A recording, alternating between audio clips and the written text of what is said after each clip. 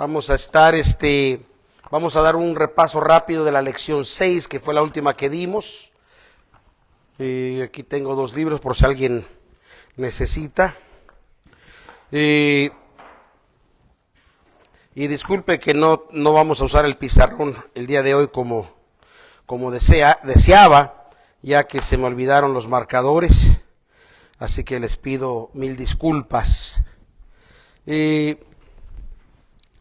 Pero antes de continuar, me gustaría una vez más que abriera su Biblia, así como está sentado, no tiene que ponerse de pie, en el libro de los Hechos, en el capítulo 1, y me gustaría que leyésemos precisamente versículo 1 y versículo 2. Y ya que el escritor del libro de los Hechos se vio en una necesidad de tener los acontecimientos y los hechos correctamente detallados.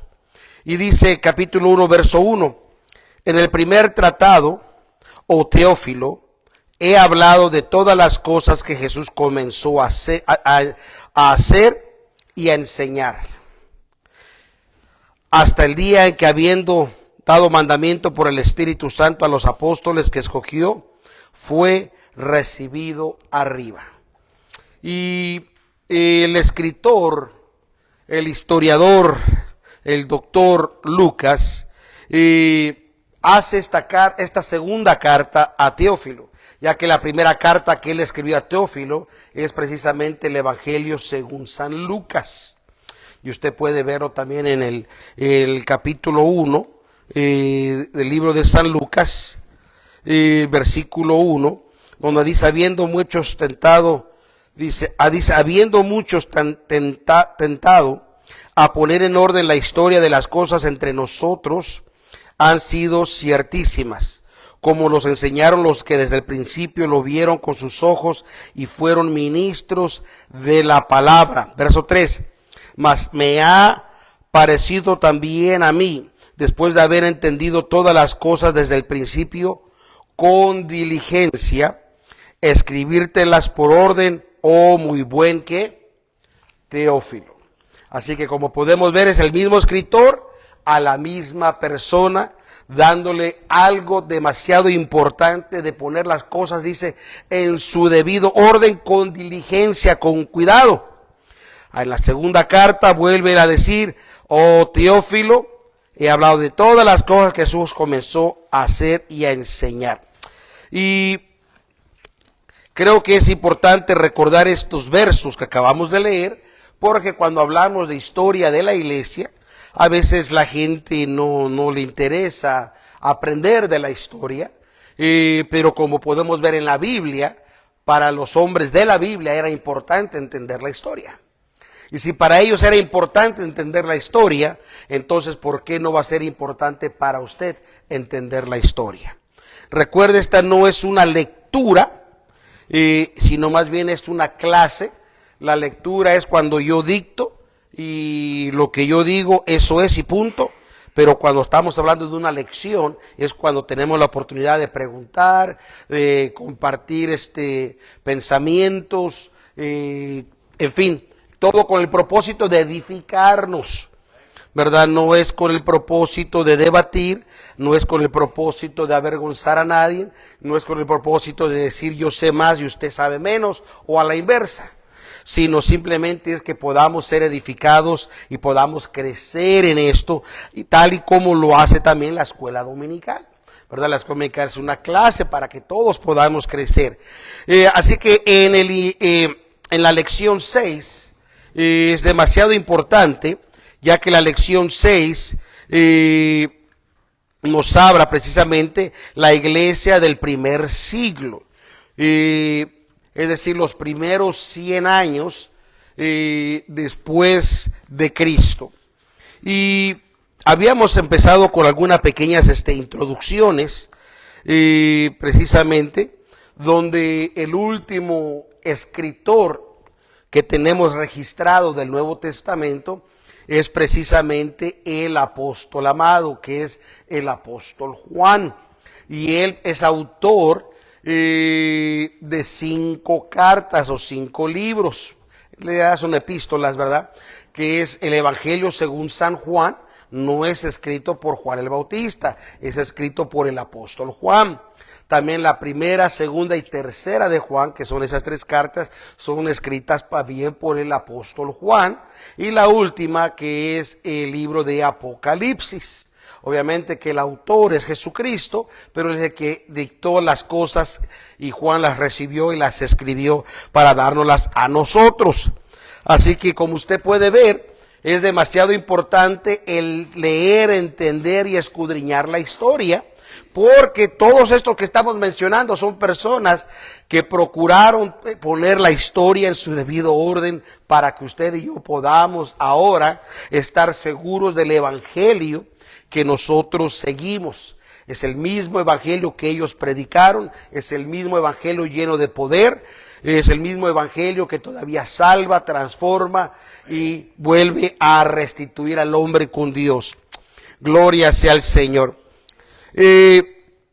Así que posteriormente, después de que la carta de los Hechos, creo que puede decirse que es el registro histórico de la iglesia primitiva, es decir, la primera iglesia establecida por Jesucristo. Bueno, solo hay una, no es que haya 2 o 3, es que establecidas por Cristo, es a lo que me refiero. El trabajo de esa iglesia que Cristo estableció con los 12 apóstoles está registrado en el libro de los Hechos, y es la única carta que cuando usted va precisamente al último capítulo, que es el capítulo 28, usted puede ver que es un capítulo, especialmente cuando usted lee los últimos 4 versos, es una carta que no tiene fin. Es decir, se deja todavía, como se dice hoy en día, a continuación. Hay que seguir agregándole a esta hermosa historia de la iglesia de Jesucristo. Porque Cristo dijo en Mateo 16, que las puertas del infierno no prevalecerán contra la iglesia de Jesús. Aleluya. Así que todavía usted y yo somos el testimonio vivo de que la iglesia de Jesús todavía continúa. ¿Verdad? Y cuando decimos la iglesia de Jesús, estamos hablando la iglesia de Dios. Decimos la iglesia de Jesús, ya que es la cabeza y la iglesia es su cuerpo. Así que no podemos separar eso. Gloria a Dios. Dentro de el libro de los Hechos encontramos pues el progreso y la expansión de la iglesia.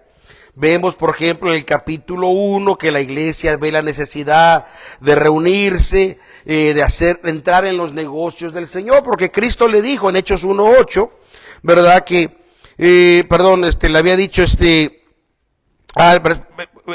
1:8, ¿verdad? Que ellos iban a recibir virtud del Espíritu Santo. ¿Y qué quiere decir virtud? ¿Quién se acuerda? ¿Qué quiere decir virtud? Hermana Ana, no se preocupe. Hermano Javier, virtud.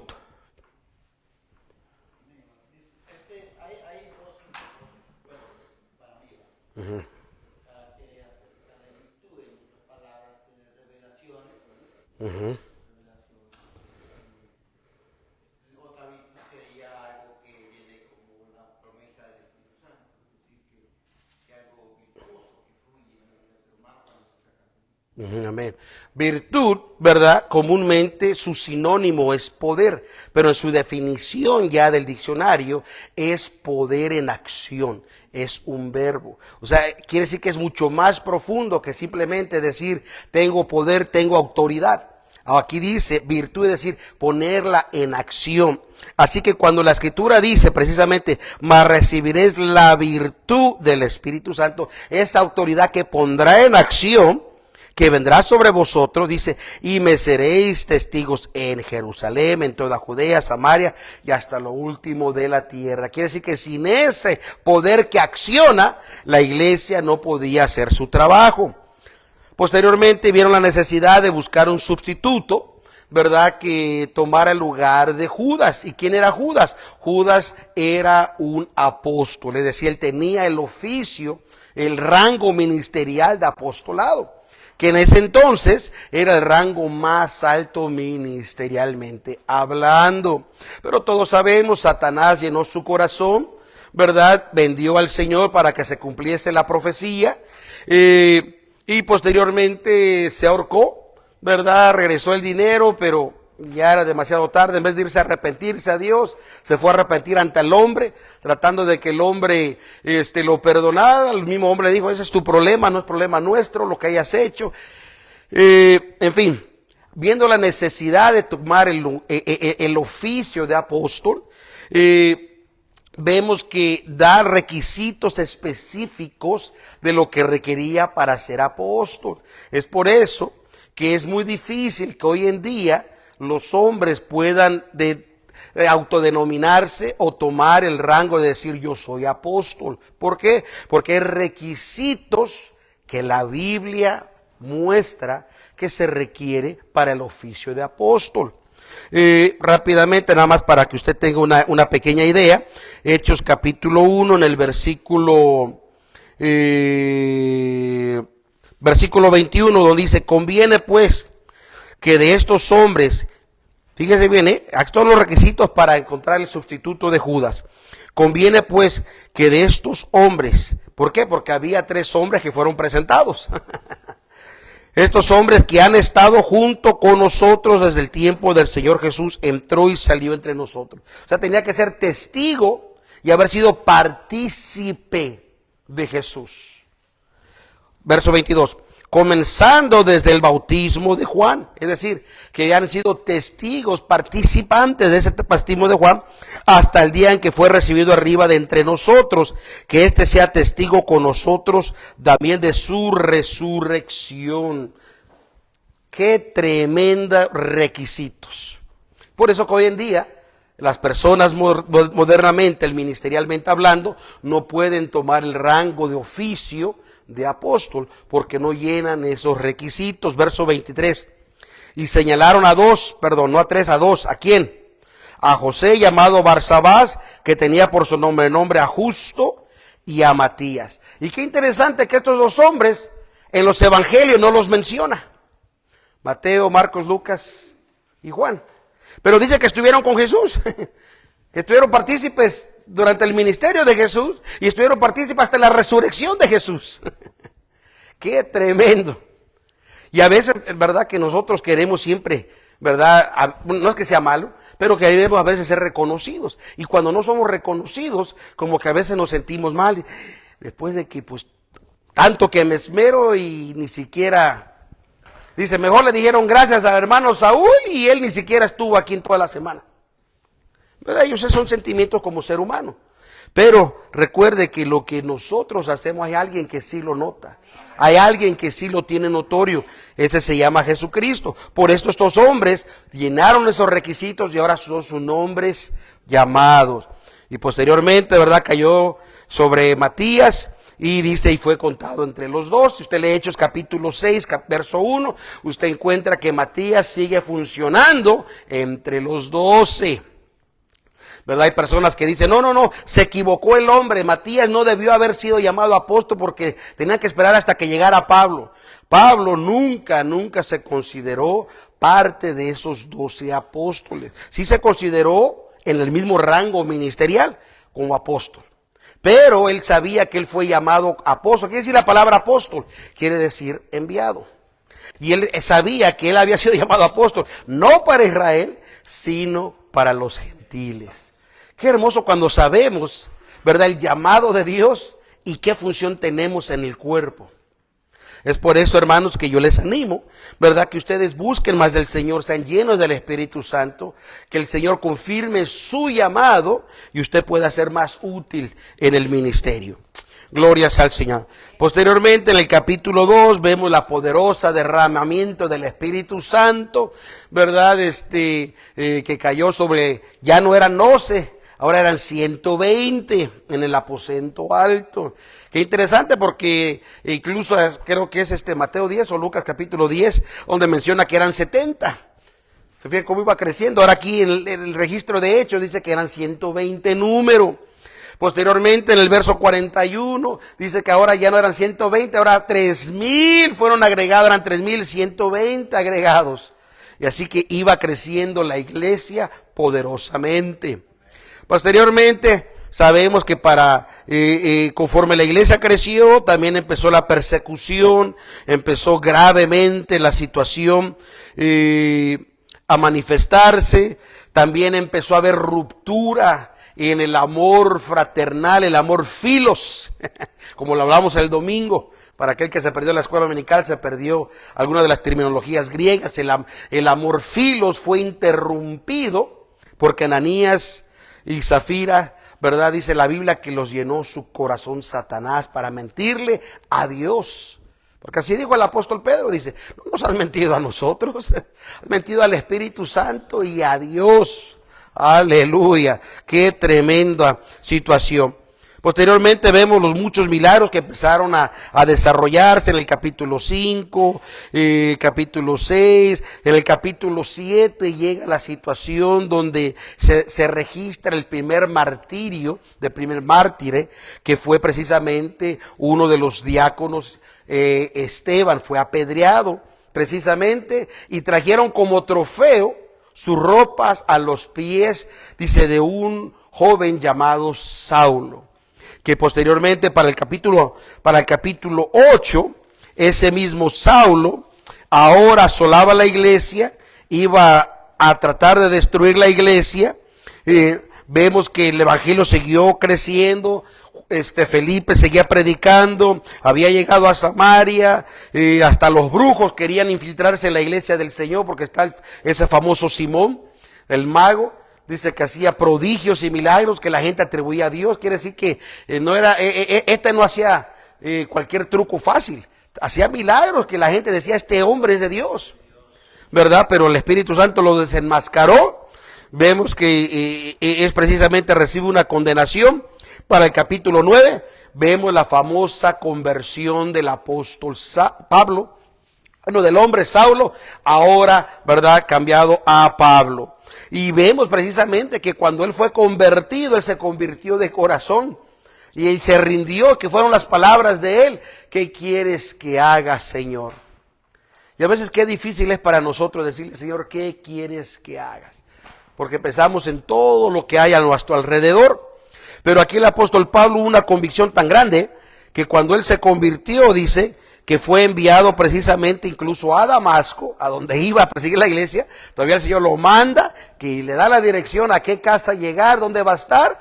Dice, y ahí se te dirá lo que debes de hacer.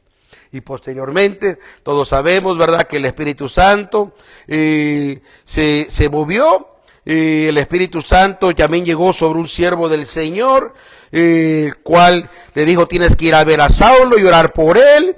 Le entró pavor, no quería hacerlo porque conocía quién era precisamente Pablo, mas sin embargo sabía que tenía que obedecer lo que el Espíritu le había dicho que hiciese. Y cuando llegó Ananías, ¿verdad?, y oró por él, dice, he venido, dice, para que seas recibido, dice, con Espíritu Santo. Qué hermoso, fíjese. Y especialmente qué hermoso lenguaje tenía la iglesia primitiva. Para ellos era primordial que cada miembro tuviese el Espíritu Santo. Si usted ve los registros, ellos no se movían si el Espíritu Santo no llegaba y los bautizaba. O sea, es tremendo lo que pasaba. Y a veces nos preguntamos por qué tanto poder en la iglesia primitiva. Imagínense cuando cada miembro lleno del Espíritu Santo. No, está tremendo. Posteriormente, para el capítulo 10, llega lo inimaginable para la iglesia primitiva. La iglesia primitiva estaba compuesta solamente de judíos para ese entonces. Pero ahora llega el Espíritu Santo, fue el que llega y le dice a Pedro que iba a recibir a alguien que él consideraba inmundo. Y el Espíritu Santo fue el que se le manifestó a Cornelio en visión. Le dice, manda a un hombre y le da la dirección exacta donde vivía Pedro. Qué tremendo, ¿eh? No lo mandó donde estaba Pablo. Lo mandó donde estaba Pedro. Qué tremendo hubiera sido si hubiera llegado donde estaba Pablo. Probablemente hubiera habido dos iglesias completamente opuestas, una gentil y una judía. Y hubiera habido una situación. No, va donde estaba Pedro, que él tenía influencia sobre la iglesia judía, para que fuera testigo del poder de Dios, que Dios no hacía disensión de personas. Y no solamente dice que fue lleno del Espíritu Santo Cornelio, toda su casa, tus siervos, todos los que estaban ahí cuando llegó Pedro con los otros hermanos de la iglesia. Oh, qué tremendo, tremendo lo que está pasando. En el libro de los Hechos, ¿verdad? Se mira muy rápido cada capítulo, pero en sí recuerde, es la historia de la iglesia que pasó en varios meses, varias semanas, varios años, pero está resumido en pequeñas porciones, ¿verdad? Y esto es importante que usted lo vaya entendiendo. Posteriormente, Pablo empieza su ministerio, empiezan a entrar los gentiles, empiezan a venir hombres como que conocían al Señor como Apolos, otros discípulos de Juan que no conocían el evangelio como lo conocía la iglesia, no predicaban como predicaba la iglesia. Qué tremendo, porque a veces, vamos rápidamente al capítulo 18, para que usted, bueno, antes de entrar al 18, en el capítulo 15, vemos, ¿verdad?, que había unos hombres que habían sido fariseos, que se convirtieron en el cristianismo, pero ahora empezaban a enseñar cosas que en realidad, y esto es tremendo porque esto es una lección para nosotros, empezaban a enseñar cosas que no aplicaban a todos, cosas que tenían que ver en realidad única y exclusivamente con el judío, con el israelita, y esa era la circuncisión.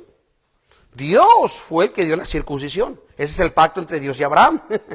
Para aquel que no sabe. Este no era un pacto de cualquier hombre. Este era un pacto que Dios había hecho con Abraham, y su descendencia tenía que practicar la circuncisión. Posteriormente, cuando ellos presentan y dicen, para que seas tú realmente salvo, tienes que practicar la circuncisión. Porque mira, Dios le dijo a Abraham, y si Dios le dijo a Abraham, ¿por qué tú ahora vas a desobedecer a Dios? Empezó a haber un conflicto interno.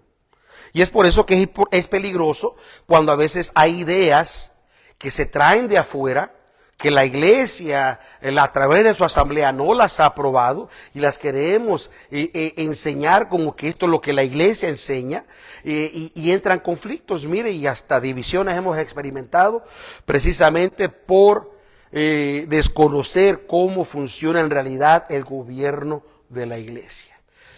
A veces nos excusamos, no, es que Dios me sigue bendiciendo y Dios está conmigo y no me importa que me saquen de ahí, de esa gente, me sacaron ellos, pero nunca de Dios. ¿Usted cree que Dios viola su gobierno? ¿Usted cree que Dios viola su palabra? ¿Usted cree que Dios se contradice? Cualquier que piense así en realidad no conoce la palabra de Dios, no conoce en realidad el gobierno de Dios. Posteriormente, todos sabemos que esto causó un gran problema, una gran situación, que tuvo que venir la iglesia en su primera asamblea general, conocido como el concilio, aquí en Jerusalén, donde tuvieron que discutir ese problema, qué es lo que el que no es judío, qué es lo que debe de hacer a comparación del que es judío. Y la escritura da 4 cosas específicas que tenía que hacer el gentil. Al gentil no se le pide que tiene que guardar la ley. Al gentil no se le dice tienes que guardar la ley de Moisés y practicar todos los rituales que había en el Antiguo Testamento. Porque esto entra a saber interpretar la Biblia correctamente. Porque el Nuevo Testamento es la interpretación del Antiguo, no el Antiguo al Nuevo. Mucha gente cuando ve en el Nuevo Testamento algo que va diferente al Antiguo Testamento, dice, no, es que el Antiguo Testamento dice así, y como este fue antes, tiene que ser así. Esa es falta de entendimiento de cosas básicas de lo que es precisamente el poder interpretar la Escritura correctamente. En el Nuevo Testamento siempre la interpretación del Antiguo. Y especialmente para nosotros podemos ver cómo es que ellos pudieron aplicarlo para los que no eran judíos. Y en el Hechos capítulo 15, por ejemplo, podemos ver rápidamente en el versículo...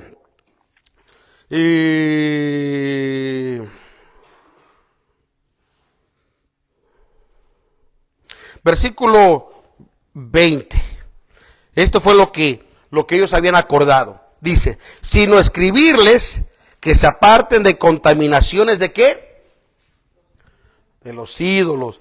Porque eso sí, el gentil tiene ese problema, la idolatría. Lamentablemente... Usted puede ver, ¿no? A veces cuando hablamos de idolatría solamente pensamos en el católico y decimos, no, yo estoy diciendo que está bien, no, completamente la idolatría es pecado.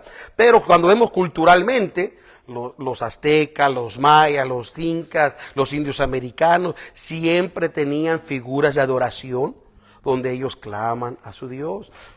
Todos los egipcios, los mesopotamios, los europeos, tienen dioses paganos que no... Por eso para el gentil era específicamente, esto era fundamental, que se aparten de los ídolos. Nada puede sustituir al verdadero Dios. Dice, y de fornicación. Recuerde que es muy común esas prácticas en los gentiles, los romanos y los griegos. Ellos tenían fiestas donde para ellos era normal lo que le llaman ¿cómo se llama? Las orgías, donde tienen multitud de personas haciendo relaciones sexuales. Para ellos era normal. Para los griegos y los romanos, pero aquí dice, no, fornicación jamás. Dice, y de ahogado y de sangre, ya que algo que sí entendía el judío específicamente, que el alma, la vida se encuentra en la sangre. Por eso en la Biblia les especificaba, no puedes tú comer la sangre, en ese sentido, especialmente los gentiles, estoy hablando del gentil, le gustaba sacrificar cosas, también lo hacían los judíos, sacrificaban, los dos derramaban sangre, pero lo que el judío no hacía, lo hacía el gentil, que era agarrar la sangre y tomársela o comérsela. Eso era parte del ritual de adoración. Y eso lo vemos con los aztecas, con los mayas, los incas, les gustaba sacrificar, agarrar el corazón, comerlos, se lo sacrificaban a los dioses. O sea, eso era parte de ese ambiente, por eso la Biblia era específica. ¿Se fija cómo ya pensaba Dios en nosotros? En esta parte del continente. Ya pensaba en Honduras, hermano Javier. Ya pensaba en El Salvador, hermano. Ese es el Dios que servimos. Bendito sea el Señor. Así que esas fueron las 4 cosas específicas que se le dijo no van a hacer. Posteriormente, dice la Biblia que todos acordaron a una, de decir todo lo que se ha dicho, eso haremos. Mire, rápidamente vamos a ver donde dice aquí el versículo 22. ¿Cómo dice? Perdón, ya me pasé, permítame tantito. Sí.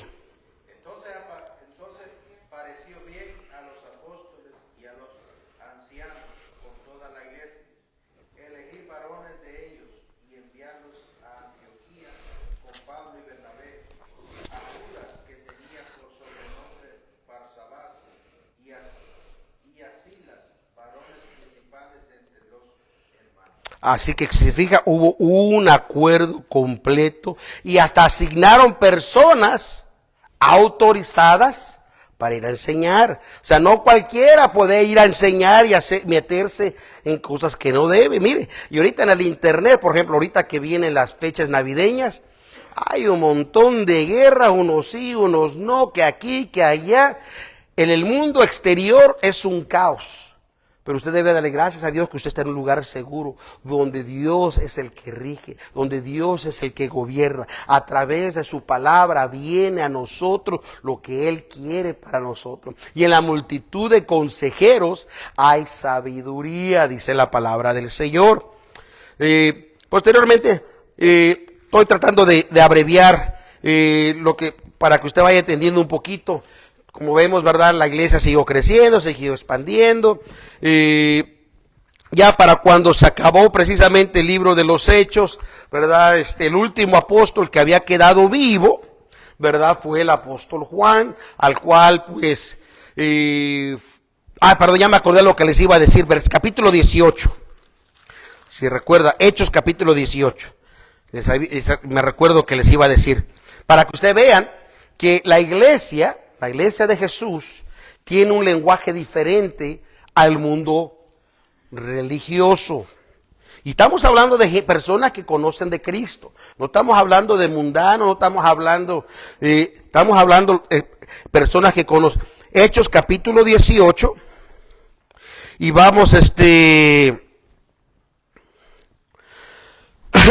versículo 24.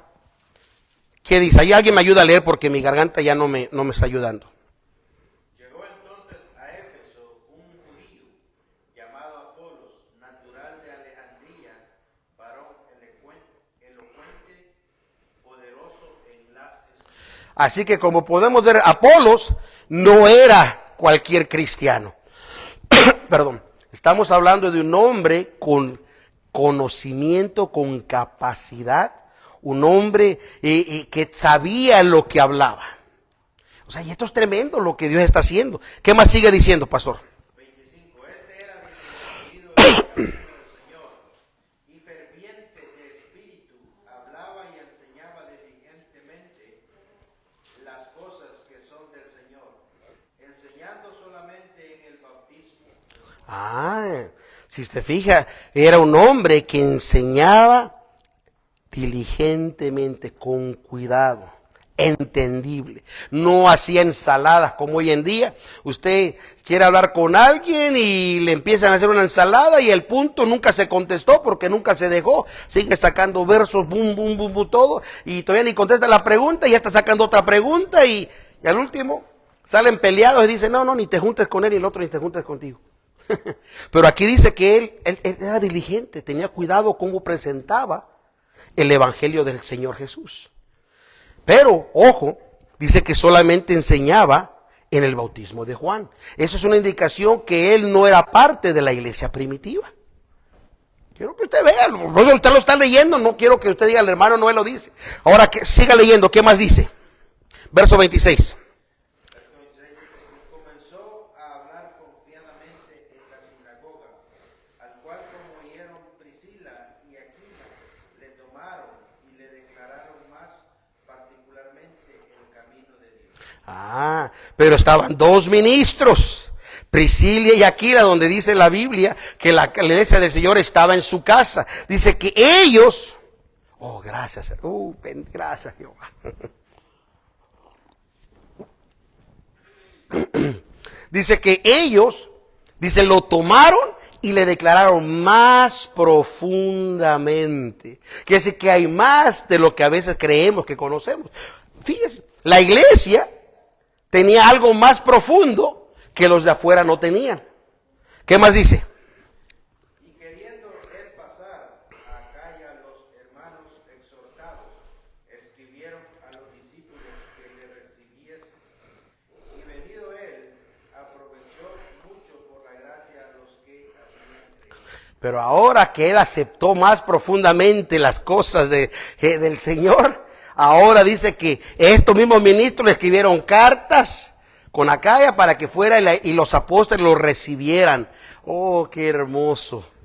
Gloria, yo bien doctrinado estaba ya. Oh, bendito sea Dios. Pero ahí no acaba todo. Ahora vamos al capítulo 19. Vamos a ver el versículo 1. Y aconteció que entre Saulo y Apolos estaba en Corinto, Pablo andaba las regiones superiores, vino a Éfeso y hallando ciertos discípulos. Fíjese bien, Pablo llega a Éfeso y encuentra a ciertos discípulos. Los halló. ¿Qué más? Díjoles, ¿habéis recibido el Espíritu Santo después de que creísteis? Y ellos le dijeron, antes ni aún hemos oído Cuando de repente hay gente que pregunta por qué hacemos pacto para agregar miembros al cuerpo de Cristo. ¿Por qué tenemos bandera? Cada uno, son los mismos colores del tabernáculo, los mismos colores de la vestimenta del sumo sacerdote. Para aquel que le gusta estudiar, escudriñelas ahí en el libro de Éxodos, capítulo 26 en adelante. Pregunta, ¿por qué la bandera? Cada uno representa a Cristo y nos lleva a Cristo. Había cosas que la iglesia tenía y practicaba que el mundo de afuera no lo practica. Y estamos hablando de gente que conocía de Dios. Gente que creía en Dios, por eso dice, eran discípulos, o sea, eran seguidores de Jesús. Pero ahora, ¿qué más sigue? Después que les pregunta, ¿tienen el Espíritu Santo? Ni siquiera hemos sabido que hay Espíritu Santo. Ahora el verso 3. Dice, entonces dijo, ¿en qué pues sois bautizados? Y ellos dijeron, en el bautismo de Juan. ¿Qué era el bautismo de Juan? Bautismo en agua. Quiero que haya entendimiento. Fíjese bien, dice, y esta era una pregunta clave para Pablo, para entender de dónde venían ellos. Cuando les pregunta, ¿en qué pues sois bautizados? Y ellos le dijeron, en el bautismo de Juan. Ahora aquí viene una aclaración de Pablo, verso 4. Y dijo Pablo, Juan bautizó con bautismo de arrepentimiento, diciendo al pueblo que creyese en el que había de venir después de él, es a saber, en Jesús el Cristo. Así que le explica qué representaba el bautismo de Juan. Qué hermoso, Verso 5. Oído que hubieron esto, fueron bautizados, dice, en el nombre del Señor Jesús. Y los vuelve a bautizar. Pues no que solo un bautismo. Tremendo. Porque aquí habla de un bautismo, ¿quién es? El mismo Pablo. En su carta. Y ahora dice que los vuelve a bautizar. Y no solamente bautiza, ahora el verso 6. Y habiéndoles impuesto Pablo las manos, vino sobre ellos el Espíritu Santo, y hablaban en lenguas y profetizaban. Oh, bendito, bendito, bendito Cordero de Dios. Qué hermoso lo que Dios hace en su iglesia. Usted debe de darle honra y gloria a Dios que está en su iglesia, que sus oídos escuchan la sana doctrina, que su corazón puede recibir al verdadero Cristo de la Biblia, porque el libro de Gálatas dice que hay un falso Cristo. No todo el que predica a Cristo es Cristo. Pero el Cristo de la Biblia es muy diferente al Cristo que se predica en el mundo religioso. El Cristo de la Biblia tiene poder para salvarte del pecado. Por eso ya no te llama pecador, sino ahora te llama hijo de Dios. Pero el Cristo que predica en el mundo te dice, oh sí, Él te salvó, eres ahora cristiano pecador porque sigues pecando. Te predican a un Cristo que no tiene poder. Y luego citan al apóstol Juan en su primera carta, donde dice, el que dice que no hemos pecado llama a Dios mentiroso. Ya ves, ahí dice, pero no siguen leyendo lo que dice en el capítulo 2. Hijitos míos, os escribo esto para que no pequéis, porque el que peca es del diablo. Así dice el apóstol Juan. Así que es importante ir entendiendo la escritura. Gloria a Dios por ello. Pero posteriormente, sabemos que después de que después encarcelaron a Pablo, estuvo en Roma, encarcelado aproximadamente 2 años, según los eruditos nos enseñan. Posteriormente, después de que él fue decapitado, murió el último de los apóstoles, que ya habían muerto todos, es el apóstol Juan, ¿verdad? Incluso se dice como que el apóstol que nunca murió, algunos lo denominan de esa forma, porque imagínense, lo mandaron y lo metieron en un contenedor de aceite hirviendo para matarlo. Y no se murió. Y si no cabe, ahora lo mandan a la isla de Patmos aisladamente para que allá se muera. Y no se murió. Allá escribió Apocalipsis. Hermanos, el que tiene el control de todas las cosas es Dios. Y es por eso que usted debe de motivarse y agregar su corazón que en Dios tenemos todas las cosas. Bendito sea el Cordero de Dios. Gloria a Dios. Posteriormente, como le digo, estamos hablando aquí de historia para que usted vaya aprendiendo. Posteriormente, después de que él murió, en el año 70, bueno, el año 69, prácticamente 70, se levantó el grupo de los celotes. Los celotes es un grupo como los fariseos, como los escribas, como es un grupo, una secta judía, pero ellos son ultraconservadores. Ellos eran celosos, vivían apartados.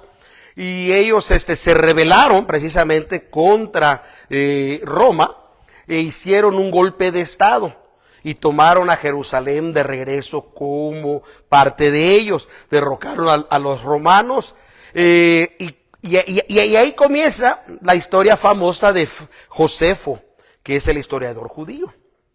Flavio Josefo, para los que les gusta la historia. Es por eso que es demasiado importante. No es un historiador cristiano, es un historiador judío, pero te habla de toda la historia de la iglesia cristiana, porque él lo vivió, a él no se lo contaron, lo vivió. Y posteriormente fue cuando entonces vino el capitán Tito con toda su fuerza a retomar Jerusalén. Y la historia nos cuenta, y aquí es donde se cumplió precisamente la profecía de Cristo. El templo fue derrumbado, no quedó piedra sobre piedra.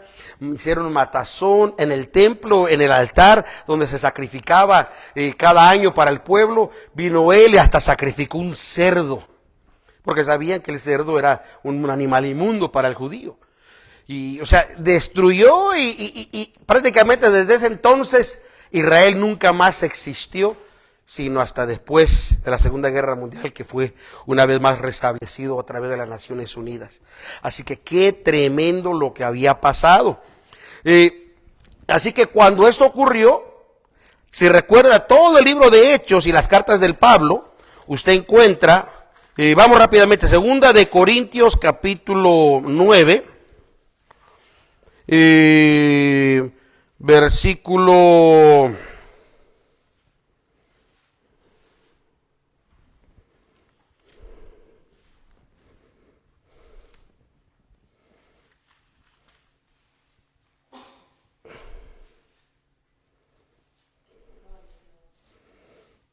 'no me acuerdo si segunda o primera, permítame tantito, donde incluso él habla y le dice a la iglesia que mande, van a mandar sus ofrendas al cuartel general.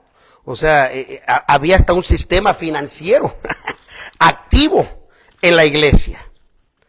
Y eso es tremendo, porque esto no lo encuentra usted en ningún lado. Esto lo encuentra usted en la Biblia. Gloria sea al Señor.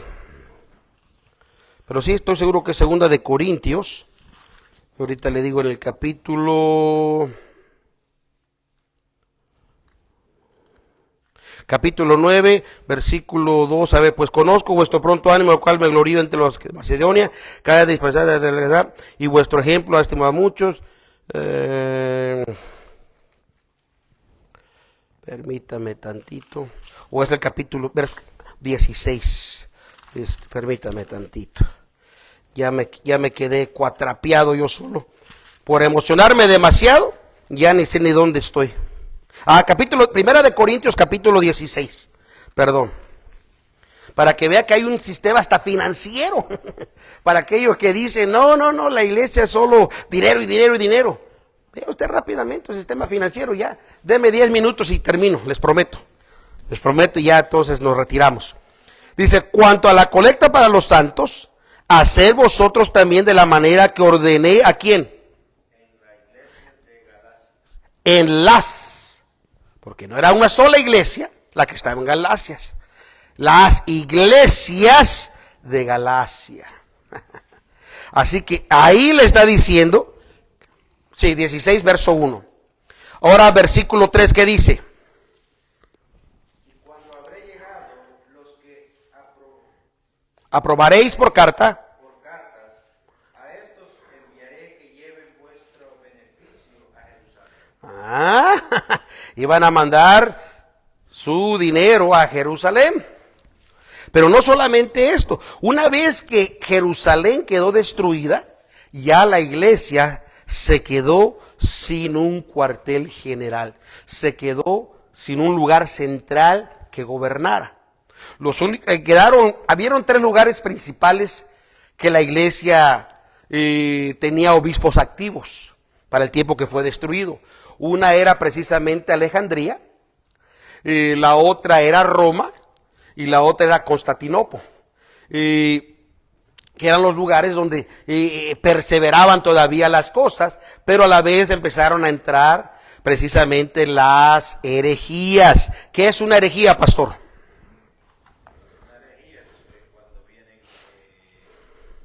doctrinas falsas o están haciendo algo encubierto. Exactamente.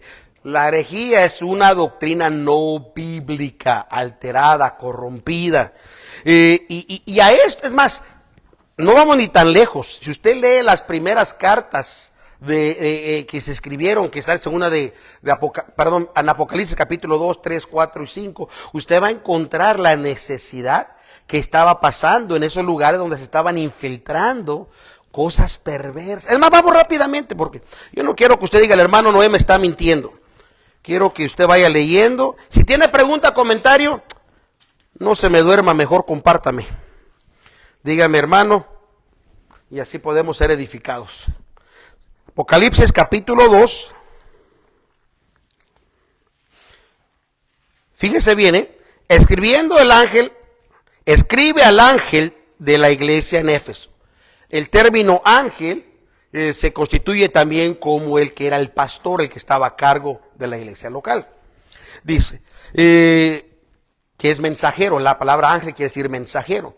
Y nosotros los pastores, ¿verdad?, damos el mensaje de Cristo. Escribe al ángel de la iglesia en Éfeso. Como si dijeran, escribe al ángel de Brentwood, de la iglesia. Sería el pastor Jorge. Para que usted vaya entendiendo. El que tiene las 7 estrellas de su diestra, el cual anda en medio de los 7 candeleros de oro, dice estas cosas. Está hablando que lo que recibía y quien hablaba era el que estaba en medio de todas las cosas. Yo sé de tus obras y tu trabajo y tu paciencia, y que tú no puedes sufrir los malos. Pero fíjese bien, ojo, y has probado a los que se dicen ser ¿qué? Porque la iglesia sabía los requisitos para un apóstol. Por eso que no cualquiera podía llegar a decir soy apóstol. Quiero que te vaya entendiendo lo que dice la escritura. Dice, y no lo son, y los has hallado ¿qué? Mentirosos. Y has sufrido y has tenido paciencia y has trabajado por mi nombre y no has desfallecido. Era una iglesia que había hecho el trabajo como se debe. Gloria a Dios. Verso 4. Pero tengo contra ti que has dejado tu primer amor. Dice, algo había pasado. No sé si llegó la rutina, el cansancio, otra vez, como que ya no había pasión por la obra. Yo así lo puedo poner, que no había pasión por la obra. Algo había pasado. Y le dice, recuerda por tanto de dónde has caído y arrepiéntete y haz ¿qué? Las primeras obras. Hay que empezar de nuevo. Por eso que hay que volverse a bautizar, hay que volverse a arrepentir cuando la persona... O sea, muchas cosas que se tienen que hacer. Dice, haz las primeras obras. Pues si no lo haces, vendré presto a ti, quitaré tu candelero de su lugar y no te hubieras arrepentido. Que así que el Espíritu de Dios se va a remover de ti, dice, porque desobediente, es lo que está diciendo. Seguimos leyendo. Dice, verso 6, y aquí está algo interesante. Mas tienes esto, que aborreces los hechos de los que... Nicolaístas, los cuales yo también aborrezco. Según algunos historiadores, los nicolaístas, probablemente, lo que enseñaban ellos eran personas vivir completamente desenfrenadas y les gustaba hacer todo tipo de desobediencia, rebeldía, y se cree que probablemente ellos venían de este hombre que se menciona precisamente en Hechos capítulo 6. Versículo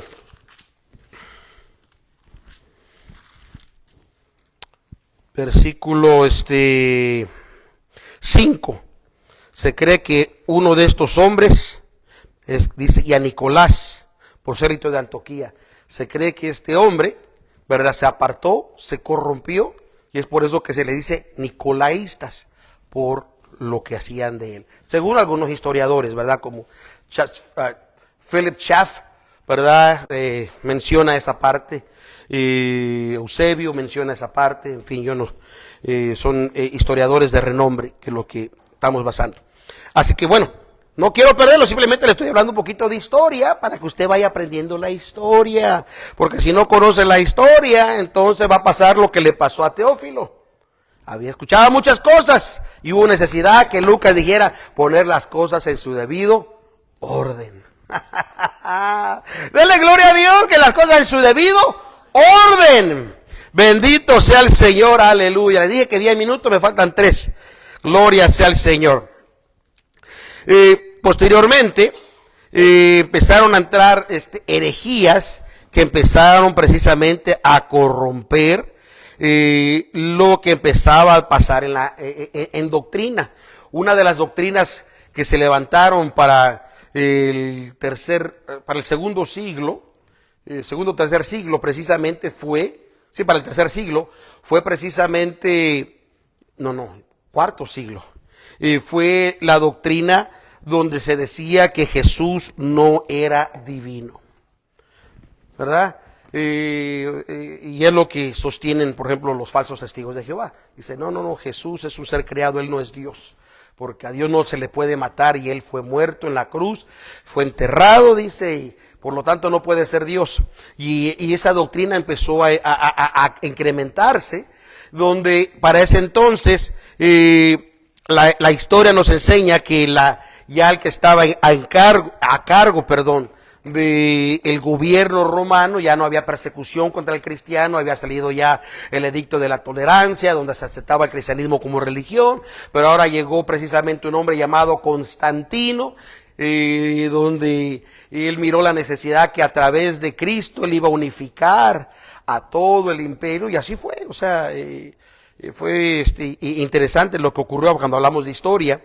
Dice que él miró en una visión, él miró un monte y ahí en el monte estaba una cruz y él estaba al lado de la cruz, y dice, y que toda la gente lo seguía.